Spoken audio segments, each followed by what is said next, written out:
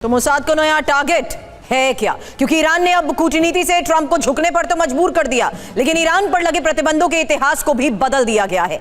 अब nuclear programme पर फिर से संग्राम छिड़ने की आशंका है। जहां डोनाल्ड ट्रंप ने तो दावा कर दिया है कि न्यूक्लियर प्रोग्राम बंद करने पर ईरान सहमत हो गया है और ईरान लंबे समय तक न्यूक्लियर साइट्स का निरीक्षण कराने के लिए भी तैयार है, लेकिन डोनाल्ड ट्रंप के इन दावों को ईरान ने खारिज कर दिया है। ऐसे में न्यूक्लियर डील पर फिर पेच फंसा है, फिर से तनाव बढ़ने के संकेत भी मिल रहे हैं। वहीं दूसरी ओर बेंजामिन नेतन्याहू का नया प्लान भी फिर से पश्चिम एशिया में जंग भड़का सकता है। नेतन्याहू ने मोसाद को फिर से नया टास्क जो दे दिया है। नए ऑपरेशन के तहत तेहरान में तख्ता पलट का टारगेट रखा गया है। तो डोनाल्ड ट्रंप और नेतन्याहू में ईरान डील पर दरार भी बढ़ रही है। नेतन्याहू ने स्पष्ट कर दिया है कि अब इजरायल को ट्रंप के हथियारों की जरूरत नहीं है। इजरायल अपनी लड़ाई खुद लड़ने में सक्षम है। तो लेबनान में सीजफायर का मुद्दा भी युद्ध विराम टूटने की वजह बन सकता है। इधर पश्चिम एशिया में जारी तनाव से जुड़ा हर अपडेट, हर खबर आप तक पहुंचाएंगे और हर पहलू से विश्लेषण भी करेंगे। हमारे साथ स्टूडियो में एक्सपर्ट्स मौजूद हैं। तो फिलहाल आपको बता दें, इस वक्त defence expert major general Sanjay Soisar हमें स्टूडियो में ज्वाइन कर चुके हैं। साथ ही नेवल कैप्टन श्याम कुमार भी इस वक्त स्टूडियो में डिफेंस एक्सपर्ट हमें कर चुके हैं ज्वाइन, क्योंकि सबसे बड़ी खबर है CNN की उस रिपोर्ट में किया गया दावा जहां ईरान में फिर से तख्ता पलट की तैयारी, और मोसाद के नए प्रमुख ये तैयारी कर रहे हैं। जहां नेतन्याहू ने नए मोसाद चीफ को यह जिम्मेदारी दी है, यानी इजरायल का एक और प्लान और ईरान के खिलाफ प्लान में अब जंग और तख्ता पलट। दावा क्या किया जा रहा है, क्योंकि मोसाद को नया टारगेट दिया गया है। फिलहाल CNN की ये रिपोर्ट इसको लेकर क्या दावे कर रही है और इस दावे का मतलब क्या है, करेंगे एक्सपर्ट से सवाल। उससे पहले इंफॉर्मेशन, क्योंकि नेतन्याहू का ये नया प्लान है ईरान में तख्ता पलट। CNN की रिपोर्ट में चौंकाने वाला दावा, मोसाद के नए चीफ बड़ी तैयारी कर रहे हैं। ईरान में तख्ता पलट की तैयारी चल रही है। नेतन्याहू ने मोसाद चीफ को जिम्मेदारी दी। रोमन गवर्नमेंट फिर नए विकल्प तलाश रहे हैं। हालांकि पहले हुआ क्या था, जल्द इसके बारे में भी जान लीजिए, क्योंकि गवर्नमेंट ने पहले भी दावा किया था युद्ध हुआ तो ईरानी सरकार गिर जाएगी, और तख्ता पलट को लेकर दावा गलत निकला। हालांकि पूर्व मोसाद चीफ वर्निया ने ऐसे ही कहा था। सोशल मीडिया और कुर्द समूह पर भरोसा किया, लेकिन अब सवाल यह कि इस बार क्या, क्योंकि बेंजामिन ने कहा अगर अब जंग छिड़ी तो सरकार गिर जाएगी। नेतन्याहू ने पिछली बार ट्रंप को यही समझाकर जंग में उतारा भी था, और माना जा रहा है कि ट्रंप को फिर जंग में उतारने की नेतन्याहू की तैयारी है। संजय सोईसर, इसी के साथ शुरुआत हुई थी एंड ऑफ फरवरी में इस ऑपरेशन की, इस जंग की, जहां चेंज ऑफ रिजीम सबसे बड़ी बात कही गई थी। वो मोटिव तो अचीव नहीं हो पाया, इसलिए पिछले 24 घंटे पहले डोनाल्ड ट्रंप के इस बयान ने भी वाकई चौंका दिया था, जब उन्होंने कहा यह तो हमारा मोटिव था ही नहीं। लेकिन अब देखिए, एक बार फिर से नेतन्याहू की यह तैयारी और मोसाद को मिले नए टारगेट के तहत क्या यह तैयारी एग्जीक्यूट हो सकती है? क्या मान लिया जाए कि नेतन्याहू कुछ ऐसा करे कि एक बार फिर से जंग हो और तख्ता पलट हो? बिल्कुल सुरभि जी, बहुत इंपॉर्टेंट प्रश्न है, क्योंकि देखा जाए तो आप सही कह रही है, जब तक वो रजीम चेंज नहीं होती, जब तक वहाँ की विचारधारा बदली नहीं होती, तब तक वहाँ पर date to America, date to Israel, यानी कि अमेरिका मुर्दाबाद, इजराइल मुर्दाबाद की भावना चलती रहेगी, और इस तरह की भावनाएं चलती रहेंगी, जिसकी वजह से वहाँ पे एक कुछ ना कुछ वो प्रॉक्सीज को सपोर्ट करते रहेंगे, किस प्रकार से इजराइल के खिलाफ काम चलता रहे। देखा जाए तो यहाँ पे इसको मैं अगर एनालाइज करूँ कि क्या संभव है या नहीं है, रजीम चेंज के बारे में जो पहले वो कहीं ना कहीं इंटेलिजेंस फेलियर रहा, उनका असेसमेंट गलत रहा कि उनको लगा इंटरनल हड़ताल चल रही है, लोग खड़े हो जाएंगे। इस समय में अगर इजराइल अकेला करना चाहता है तो देखा जाए तो क्या ये संभव है या नहीं है। अभी जो वहाँ का सिक्योरिटी अपरेटस है, इजराइल का मोसाद ईरान में एक्टिव है, पहले भी रहा है, वहाँ के लोगों को भड़काने की कोशिश कर रहा है। मुझे ये लग रहा है कि ये इमीडिएटली होना थोड़ा मुश्किल रहेगा, क्योंकि जिस प्रकार से ईरान ने पूरी तरह से कंट्रोल किया हुआ है वहाँ की जनता को, तो ये लॉन्ग टर्म प्लान में चलेंगे थोड़ा, कि लोगों को फिर भड़काने की कोशिश करेंगे और ईरान के अंदर से ही सत्ता बदली की बातचीत की जाएगी, और अमेरिका को भी बीच में लाने की कोशिश करेंगे कि अमेरिका भी इस काम में CIA इन्वेस्ट करे, कि वहाँ के लोगों को, चाहे वो कर्ड्स हो या जो असंतुष्ट लोग हैं, उनको वहाँ पर भड़का कर सत्ता का बदली किया, जिसमें वो पूरी तरह सपोर्ट देंगे। लेकिन इस समय में एक बात और कर रहे हैं वो कि आप देखिए, टारगेट करके वो IRGC के कमांडर्स को और उनकी शक्ति को खत्म कर रहे हैं, ताकि जो दमनकारी नीति है ईरान की, जिसके द्वारा असंतुष्ट लोगों को दबाते हैं, वो कमजोर हो जाए और ये असंतुष्ट लोग और उठ जाएं। सुरभि जी, इस वजह से लगातार नेतन्याहू की तरफ से ऐसे बयान भी सामने आ रहे हैं, जिससे ये समझ आ रहा है कि भले ही अमेरिका और ईरान में कई मुद्दों पर सहमति बन गई हो, लेकिन नेतन्याहू अपने पक्ष पर अड़े हुए हैं। और इसी से जुड़ी एक और खबर है, बेंजामिन नेतन्याहू ने बड़ा बयान दिया है। रक्षा क्षेत्र में आत्मनिर्भरता पर जोर दिया जाएगा। कहा, मैं रक्षा क्षेत्र में आत्मनिर्भरता चाहता हूं। तो इस बयान के जरिए क्या संदेश देने की कोशिश नेतन्याहू ने की है, ये भी आगे डिकोड करेंगे। तो खबर है ट्रंप और नेतन्याहू में आर पार, जहां इजरायल को नहीं चाहिए अमेरिकी हथियार, क्योंकि अब खबर सामने आई है जहां नेतन्याहू का रक्षा क्षेत्र में आत्मनिर्भरता पर जोर है और अब इजरायल अपनी सैन्य ताकत खुद से बढ़ाएगा। बड़ी बात यह कि हथियार उत्पादन में स्वदेशी क्षमता को प्राथमिकता दी जा रही है, लेकिन सवाल यह कि इसका संदेश क्या है। प्रगति, संदेश ये कि हथियारों पर अमेरिकी निर्भरता कम करना चाहता है इजरायल। इजरायल के मुताबिक रणनीतिक स्वतंत्रता जरूरी है और रक्षा के लिए किसी पर निर्भर ना रहना पड़े। इसी वजह से बेंजामिन नेतन्याहू की तरफ से यह बयान दिया गया है। श्याम सर, इस बयान से क्या मतलब समझा जाए, क्या मायने हैं, क्या संदेश देने की कोशिश की है? क्या नेतन्याहू अमेरिका को, डोनाल्ड ट्रंप को यह बताना चाहते हैं कि हम अकेले भी युद्ध लड़ने में सक्षम हैं और इसी वजह से आत्मनिर्भरता की बात कर रहे हैं? धन्यवाद प्रगति, जय हिंद, शनो वरुणा। हम इसे इजराइल और अमेरिका का विरोधाभास नहीं मानते हैं। अमेरिका की बात माने तो अमेरिका ने डिसाइड किया है कि वो अब किसी भी देश के लिए बहुत ज़्यादा इन्वेस्टमेंट नहीं करेगा, लोकल इन्वेस्टमेंट करेगा, हिट एंड रन करेगा। और एक तरह से उसकी जो मिलिट्री डॉक्ट्रिन है वो सब जगह आप देख रहे हैं, चाहे वो जेलेंस्की के साथ हो, यूरोपियन यूनियन के साथ हो, नाटो से उनकी फौज का विड्रॉल हो, और आप देख रहे हो किसी देश के किसी राष्ट्रपति को उठा के और जस्ट चुप हो जाना, स्विफ्ट मैन्यूवर्स, अफ्रीकन कंट्रीज में लैंडिंग करना एम्बेसी में चुपचाप जाके, और ये ब्लॉकेड, हिट एंड रन, कोई भी बूट्स ऑन ग्राउंड नहीं, बॉडी बैग कम, घायल नहीं होना और जीतते रहना, भाग जाना वापस आना, भाग जाना वापस आना, लोकल लोगों को स्ट्रेंथन करना। तो इजराइल में इलेक्शन है, इजराइल लगातार अपनी मंशाओं पे चलता रहेगा और स्वदेशी निर्माण की जो नीति है वो एक तरह से एक इलेक्शन कैंपेन भी माने और अमेरिका की नीति के साथ सहयोग भी माने, क्योंकि चाहता है अमेरिका कि इजराइल खुद इतना मजबूत रहे ताकि वो उसका झरोखा मिडिल ईस्ट का लगातार बना रहे, जहां से वो मेडिटेरियन से झांक सके और GCC पे अपना कंट्रोल लगातार बना सके। क्योंकि सबसे बड़ा विश्वास पात्र मित्र अगर कोई है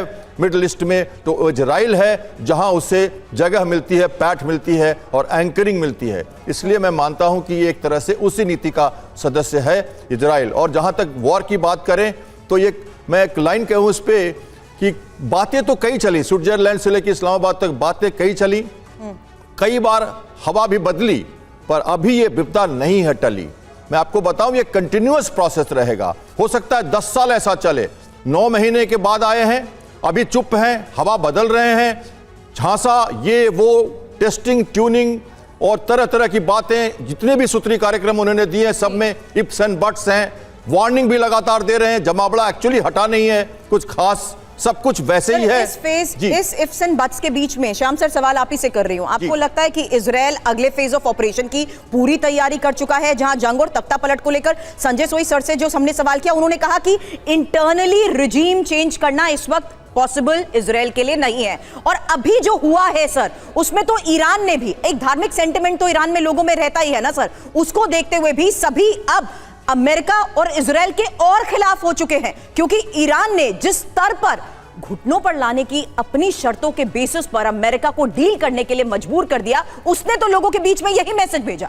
नेतन्याहू ने ट्रंप और ईरान को झटका भी दिया है, क्योंकि एक बयान दिया गया जहां ईरान और उसके प्रॉक्सी से टकराव अभी भी जारी है। यह बताया गया, क्या कहा, इजराइल की सुरक्षा उसकी ताकत पर निर्भर है। तो इजराइल की सुरक्षा इजराइल की ताकत पर निर्भर है, यह बयान दिया गया है। हालांकि ईरान युद्ध में टकराव अभी बाकी है और जो बात अभी तक एक्सपर्ट्स कह रहे थे उसी आधार पर आगे नेतन्याहू के इस ऐलान के भी मायने समझिए, क्योंकि ईरान और उसके सहयोगी के खिलाफ अभियान जारी है। हमने उन्हें चोट पहुंचाई लेकिन ये अभी खत्म नहीं हुआ है। इजराइल की ताकत ही उसका भविष्य तय करेगी और ईरान और उसके प्रॉक्सी नेटवर्क को बड़ा खतरा बताया गया है। वहीं इजरायल के लिए लंबी रणनीतिक लड़ाई के संकेत दिए हैं। आगे क्या होगा ये भी जान लेते हैं। ईरान समर्थित समूहों पर खुफिया और सैन्य दबाव बढ़ जाएगा। साइबर हमले, सीक्रेट ऑपरेशन, सीमित सैन्य कार्रवाई भी संभव है और अमेरिका, खाड़ी देशों और यूरोपीय शक्तियों की भूमिका भी इस दौरान बढ़ जाएगी। हालांकि ईरान भी प्रॉक्सीज के जरिए क्षेत्रीय जवाबी रणनीति को अपनाएगा। लेबनान, सीरिया, इराक, यमन जैसे मोर्चों पर भी टकराव जारी रहेगा। संजय सोई सर, जिस तरीके से नेतन्याहू के बयान सामने आ रहे हैं, साफ है नेतन्याहू अपने लक्ष्य को पूरा करना चाहते हैं। शुरुआत से जो उनके ऑब्जेक्टिव रहे हैं वो उस बात पर अड़े हुए हैं। लेकिन क्या अमेरिका वापस जंग में लौटना चाहेगा? क्योंकि अमेरिका की तरफ से तो ये साफ दर्शा दिया गया है कि अमेरिका अब नहीं चाहता है जंग आगे बढ़े। देखिए, हाँ बिल्कुल, इसमें कोई शक नहीं है, क्योंकि इजराइल के ऑब्जेक्टिव्स अलग हैं और उन्हें लग रहा है कि अभी भी उनकी सुरक्षा की गारंटी पूरी तरह से नहीं हुई है। ईरान जब तक प्रॉक्सीज की मदद करता रहेगा, हिजबुल्लाह जिंदा है, हुती जिंदा है, हमास में भी अभी भी जंग चल रही है और ईरान को अगर जो पैसा मिल रहा है तो क्या उसका इस्तेमाल अपनी डेवलपमेंट के लिए करेगा या इन प्रॉक्सीज को देगा?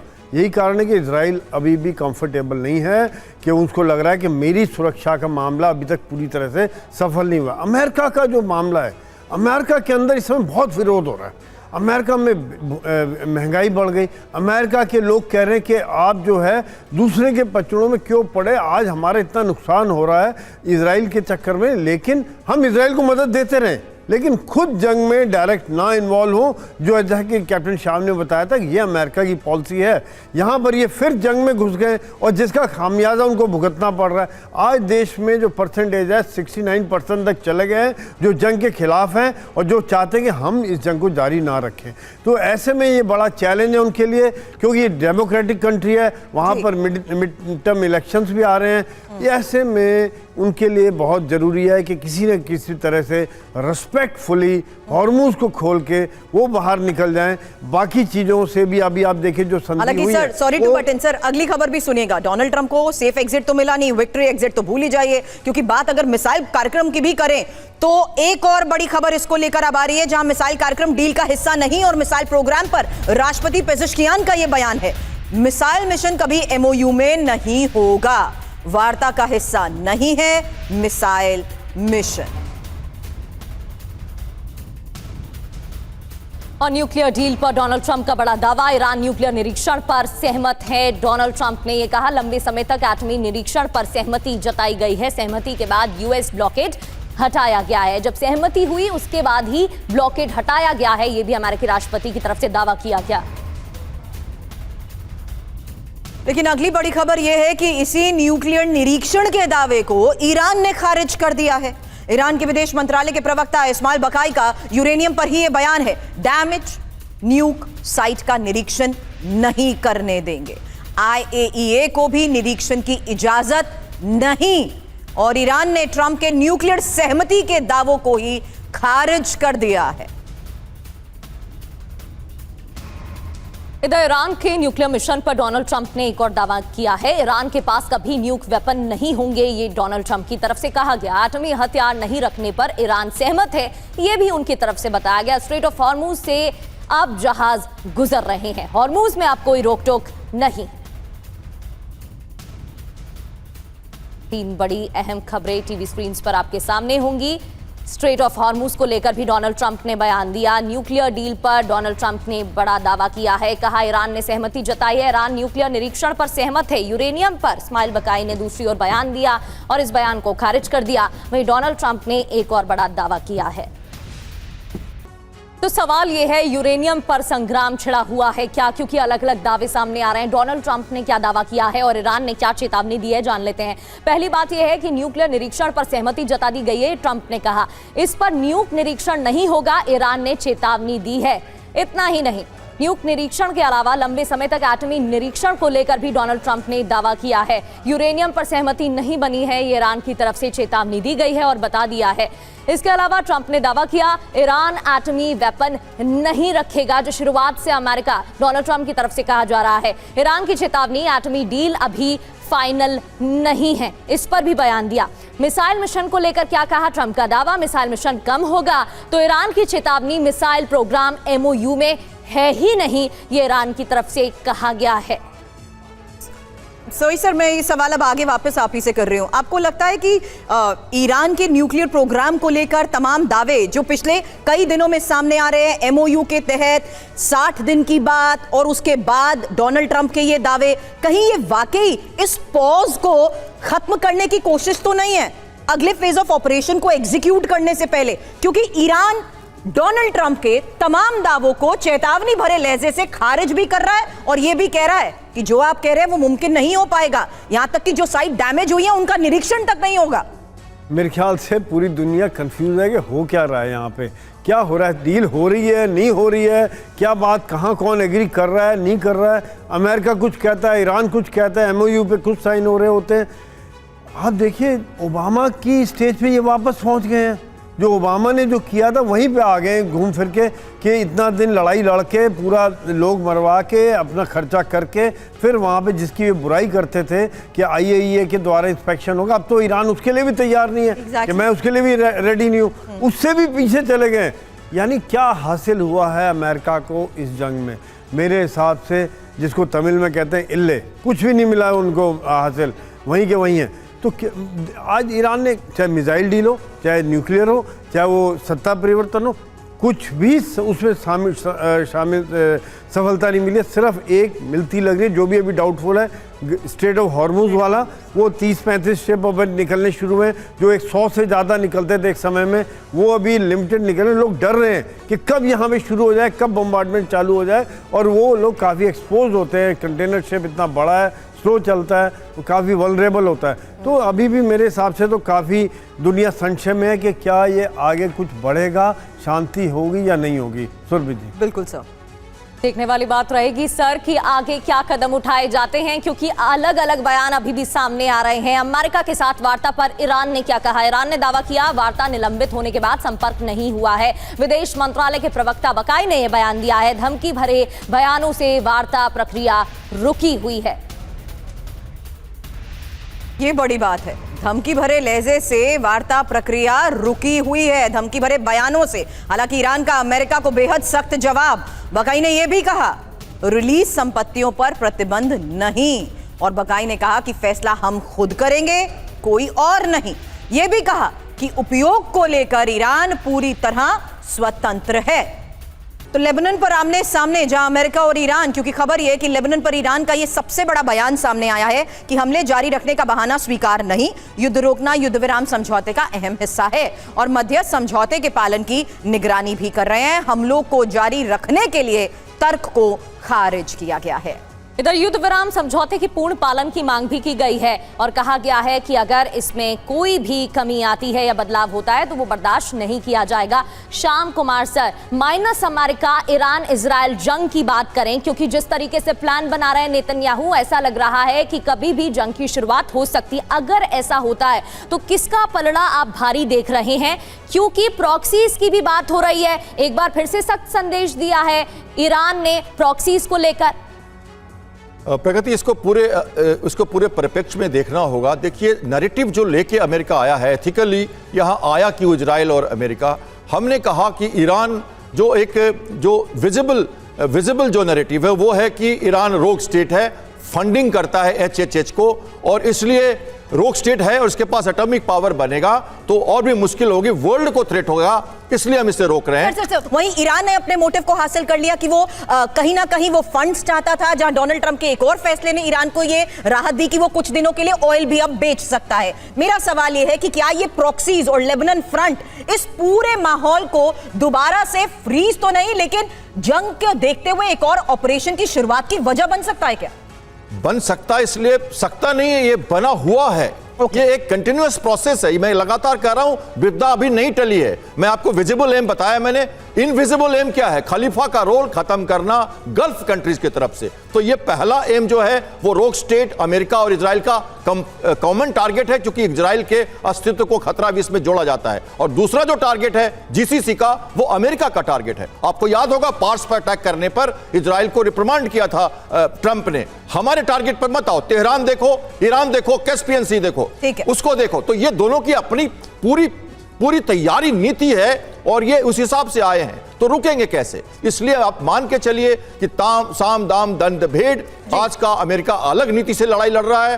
थू थू करते रहिए, ट्रंप घुटने पे आ गए, सुनते रहेंगे, कान से सुनते रहेंगे, कोई इफेक्ट नहीं होगा। वही करेंगे जो उनको चाहिए, पूरा सपोर्ट सिस्टम उनके साथ है और वो लंबी लड़ाई में डायलॉग, डाइवर्जन, डिसेप्शन करते हुए ये आगे बढ़ाएंगे बातों को। और किसी भी, मैं सीधा कहूं, टेबल लगाया है बहुत अच्छे से, पाकिस्तान के द्वारा मेनू भी अच्छी बनाई है उन्होंने, लेकिन खाने वाला कोई नहीं। वो कहता है तुम पहले खाओ, तुम पहले खाओ, तुम खाओगे तो हम खाएंगे। पश्चिम एशिया शांत नहीं होगा, खबर क्या है? पश्चिम एशिया के दौरे पर विदेश मंत्री मार्को रूबियो हैं। कुवैत, यूएई के दौरे पर विदेश मंत्री रूबियो। पाकिस्तान में ईरान के राष्ट्रपति और विदेश मंत्री का दौरा है दूसरी ओर, और पाकिस्तान के साथ प्रस्तावित वार्ता में शामिल हुए हैं। अब सवाल क्या है? सवाल ये कि क्या इजरायल हिजबुल्लाह युद्ध विराम लंबे समय तक टिक पाएगा?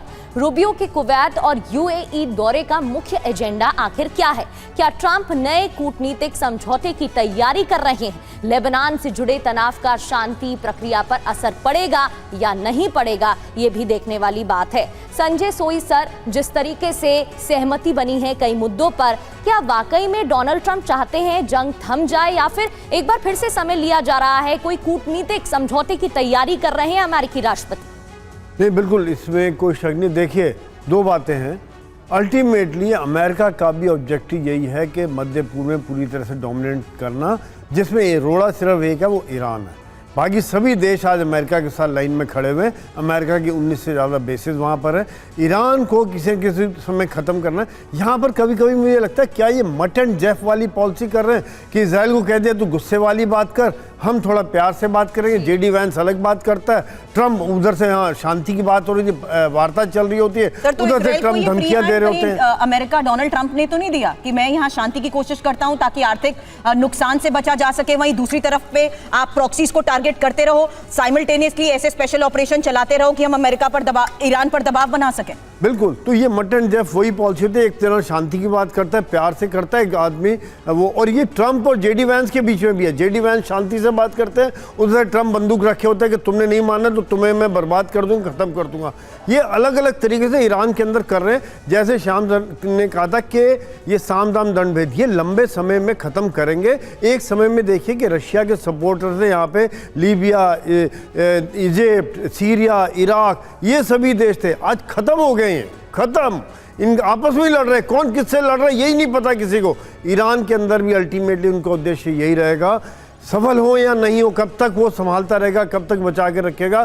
कहीं ना कहीं उनको घर के भेदी मिलेंगे और तोड़ेंगे, और बिल्कुल जिसको कहते हैं ये आपस में लड़ते रहेंगे। कर्ड्स हो गया, इनके विरोधी हो गए, थोड़ा सा इनके पास रह जाएगा, और एक खतरे हमेशा के लिए ये इजराइल के लिए खतरा हो जाएगा और मध्य पूर्व में पूरी तरह से इनका डोमिनेशन हो जाएगा। सुरभि जी, लेकिन एक और सवाल ये है संजय सोई सर, वापस यही कि जिस तरीके से पश्चिम एशिया के हालात हैं उसमें क्या ईरान के ऑल्टरनेटिव्स को देखते हुए भी ये टाइम बाय करने की कोशिश हो रही है?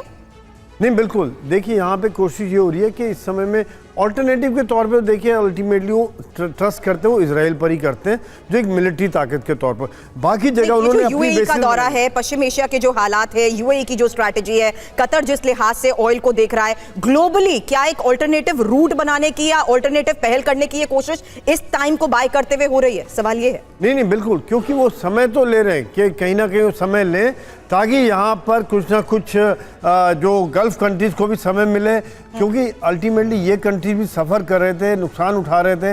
ये कि अगर हॉर्मुज़ बंद था, उनकी भी इकॉनमी तेल से चल रही है, शांति के द्वारा इनके अंदर भी रेस्टलेसनेस आ रही थी, इनकी आम जनता के अंदर रेस्टलेसनेस आ रही थी, उसको ठीक करने के लिए एक शांति का थोड़ा प्रस्ताव चल रहा है। साथ साथ में स्ट्रेट ऑफ हॉर्मुज़ खुले, लेकिन इनकी तैयारी मैं ये भी समझता हूँ कि जारी रहेगी।